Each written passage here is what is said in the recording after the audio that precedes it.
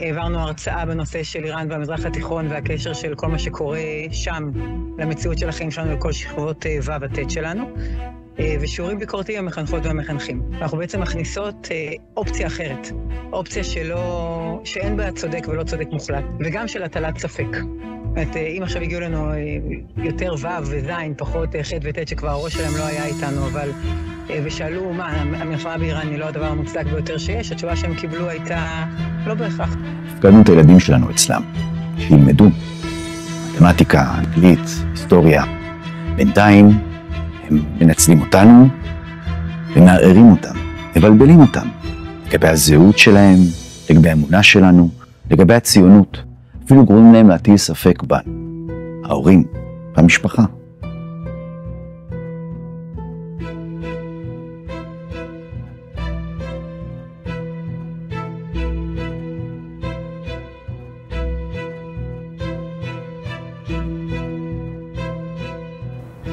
זה לא מדע בדיוני, זה קורה עכשיו, ממש כאן בבתי הספר של הילדים שלנו. קוראים לזה פדגוגיה ביקורתית, שיטה מרקסיסטית, לפירוק והתססה. המטרה לא ללמד, אלא לשנות, לא את המציאות, את התודעה, חומצה חברתית.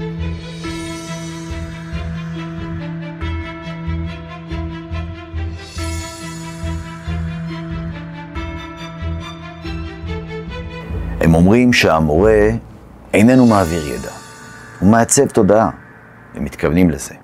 במקום השכלה, עושים מניפולציות רגשיות.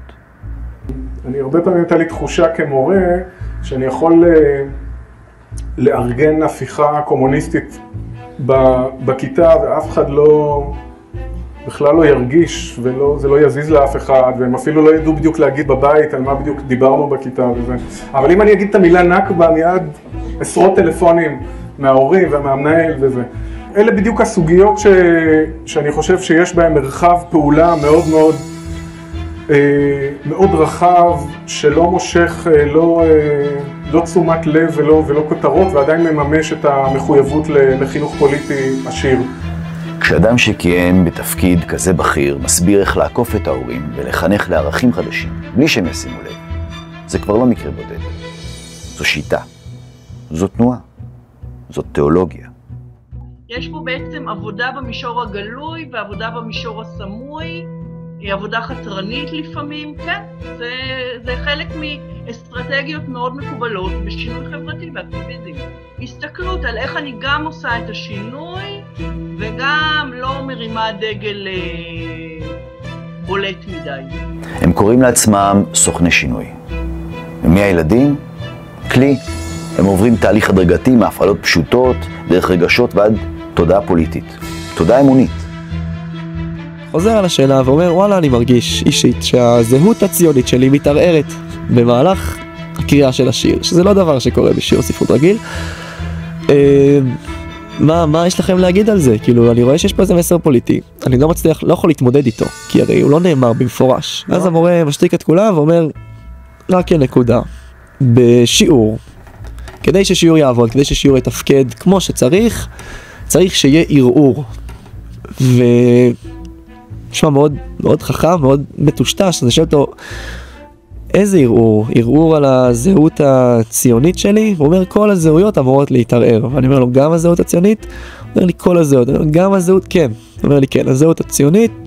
ואז אני שואל את הכיתה, רגע, האם יש פה בכיתה עכשיו, בשיעור ספרות, שבו לומדים שיר, דיון על האם אותנו לחיות פה, או אסור לנו לחיות פה, כי...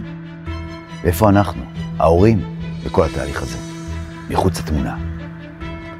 אף אחד לא שואל אותנו, לא מסביר, לא מבקש רשות. כשילדים לומדים פחות תנ"ך, פחות ציונות ופחות מתמטיקה, אבל יותר יחסי כוח, פריבילגיות ואקטיביזם רגשי, אתם יודעים לאן זה הולך. סוכמן איראני.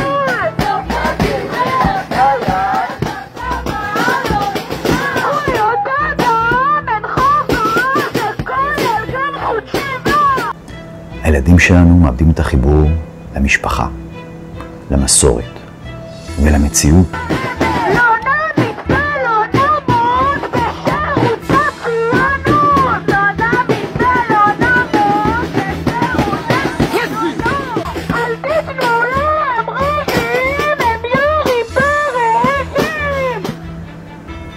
זה לא חינוך, זה פשע. זאת מחיקת זהות. אבל אנחנו לא חייבים לקבל את זה. תתעוררו, תדברו, תשאלו את המורה. מה מלמדים את הילד שלי? תדרשו. תכנים אקדמיים, שקיפות וכבוד לערכים שלנו כהורים. דורשים חינוך ציוני.